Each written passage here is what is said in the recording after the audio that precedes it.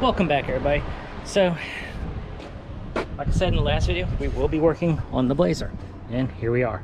So I went ahead, took the cover off so I could kind of easier access. Got a dipstick. Now there was a difference between the right hand, left hand, so ordered me a left hand dipstick, and there it is. So that's in. Got the funnel there. Ow, elbow. Got a brake-in oil right here, so we'll go ahead and put that in. Like I said, we're gonna try to prime this motor and adjust the valves.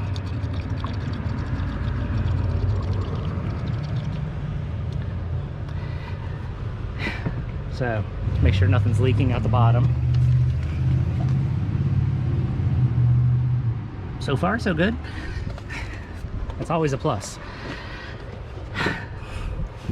Now the only issue so far that I've realized with this is when you prime this motor, you always prefer to prime with an electric drill just because you're going to be spinning. Well, my electric drill, again, is too tall to go in between the priming tool, which is in right here in the top. It hits. So we're gonna have to use my cordless. Still no leaks. Oh. So that kind of sucks, but at the same time we'll just have to deal with it. So, and I do have right there, you can see engine brake-in oil. So it's kind of stuff you need when you're doing new work.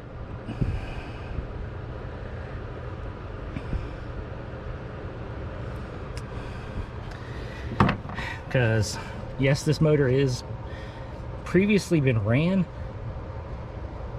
but some of the internals are new, so we need to use brake-in oil. All right, let me go ahead, wrap this up. Brake-in oil's in.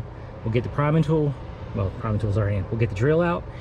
We'll get the equipment for adjusting valves, and we'll try to walk you through this without screwing up. Can't make no promises.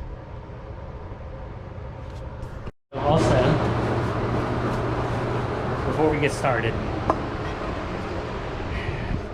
so I got valve covers. I'll put these over here where you can see it better.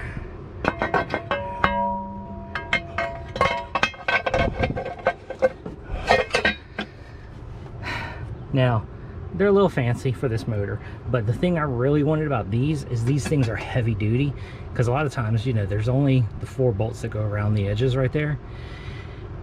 You get some of the cheaper ones, they can distort a little bit.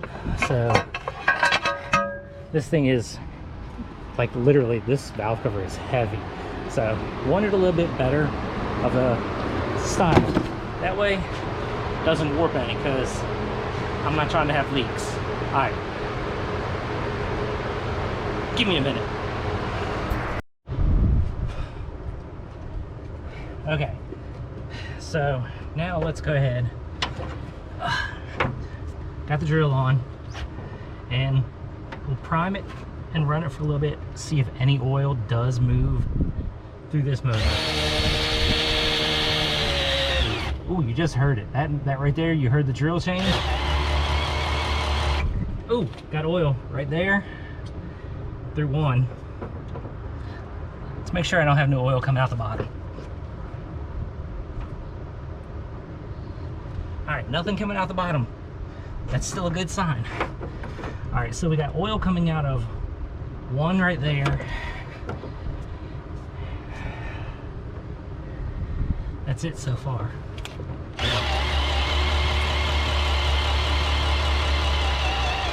Oop, got it out of 2. So there's 2 of them over here. I keep hearing little spurts.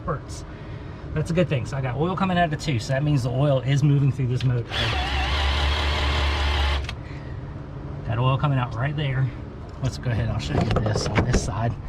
So you can see right here the oil coming out of these 2. When I give it, you know, Now, like I say, is a lot of this is they're not, you know, the valves aren't adjusted yet.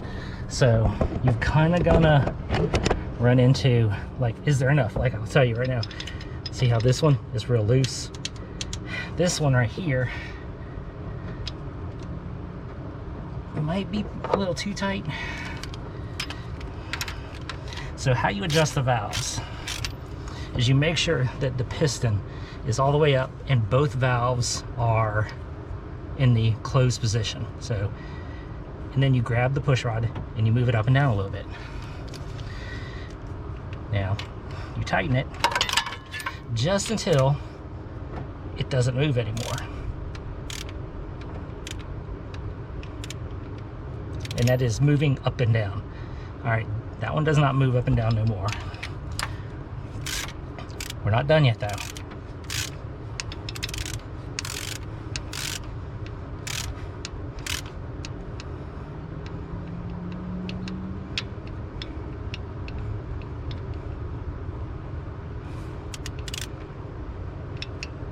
Almost there. All right, now both of these right here, the number one piston, do not move up and down. We're not worried about the side to side. We're talking about up and down. Now, these the lifters in here are not preloaded. So that means they're not pumped up full of oil. So all we're gonna do is a quarter of a turn. Some people say 3/4. We're gonna do, since the valves are not preloaded, we're just gonna do 1/4. Again, we can adjust later once this motor's running. So I'm gonna straight like this, 1/4. Straight, 1/4. That first one is done right there. Now we need to go down the line, same thing. Make sure both of these are up. All right, got more oil back there.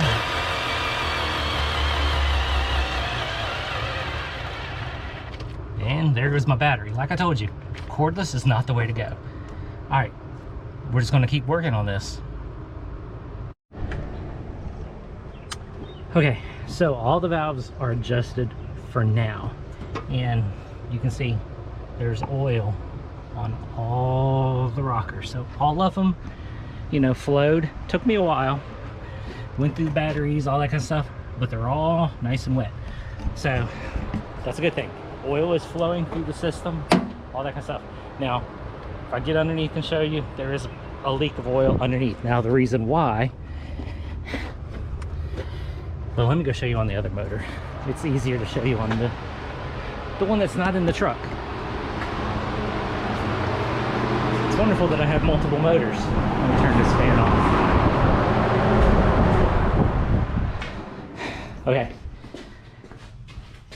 So, on the other side, but it's basically leaking on the, well, I guess it's the back corner. So it's leaking out of this corner right here.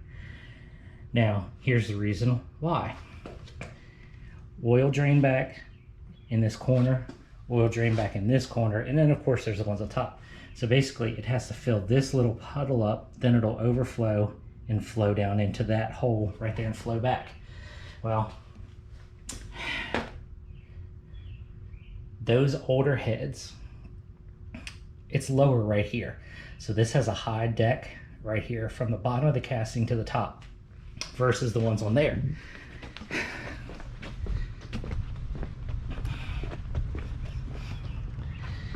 I mean, like, let's drop the light.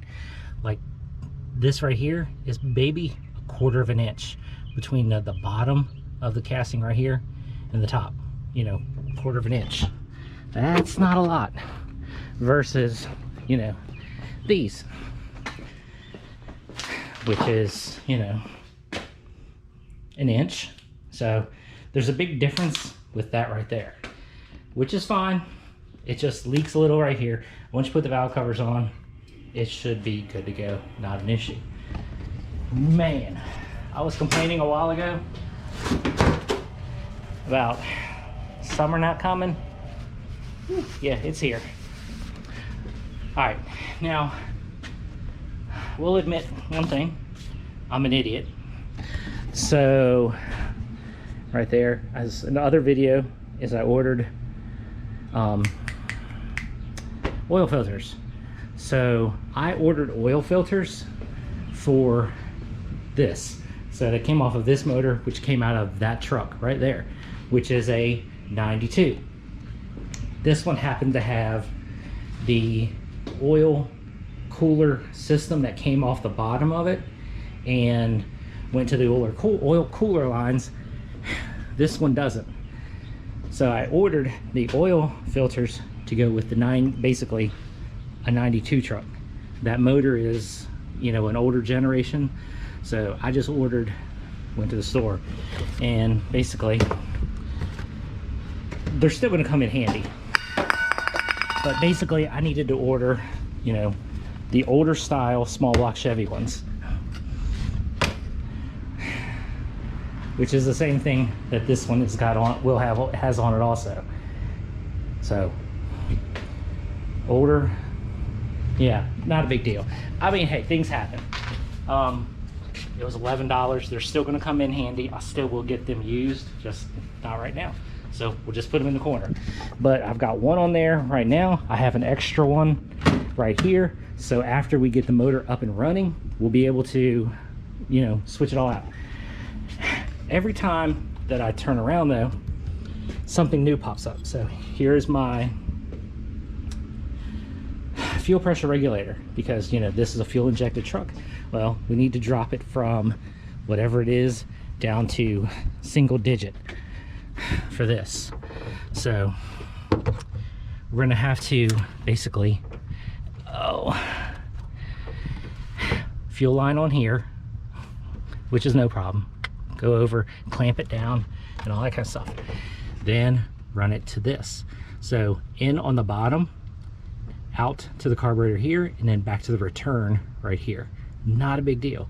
Only thing is these are AN fittings. So needless to say, I need the 6 AN fitting to a barb fitting.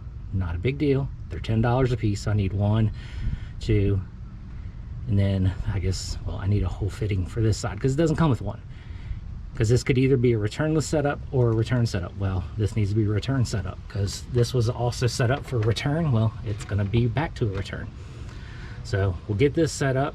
I got to order my fittings and some fuel line.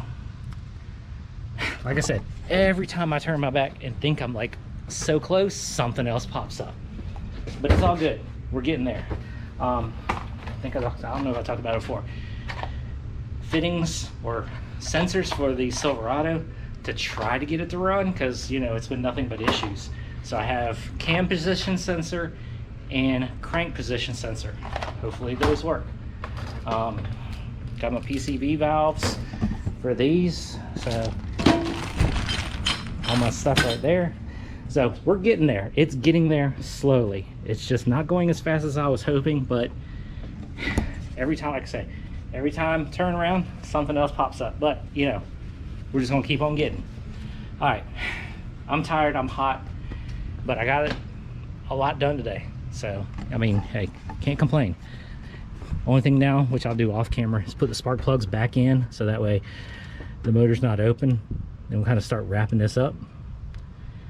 I gotta just take the priming tool out, put the real distributor in it, which I need a wire for that too, by the way. It's another thing.